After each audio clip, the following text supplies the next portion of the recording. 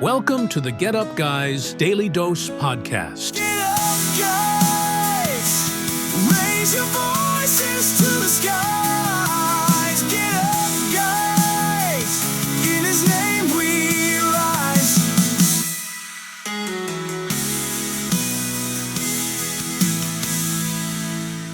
In the early 1600s, the whole world knew the sun revolved around the earth. It was obvious. Look up and you could see the sun moving across the sky. Every scientist, every scholar, and even the church agreed. Then came Galileo.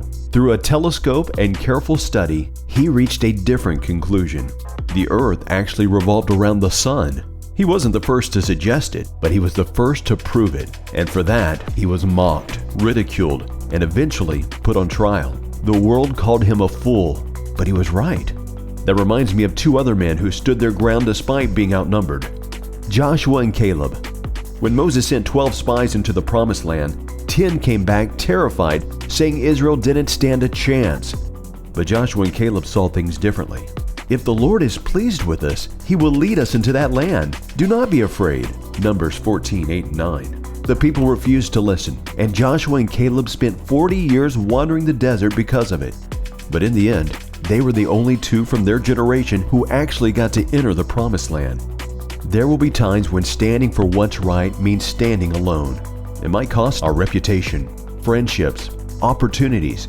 In some cases, it could even bring suffering. But we're hardly the first to face that.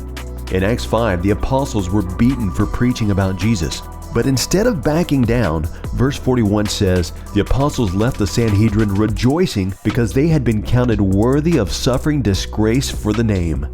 See, they saw suffering for truth as an honor, not a burden.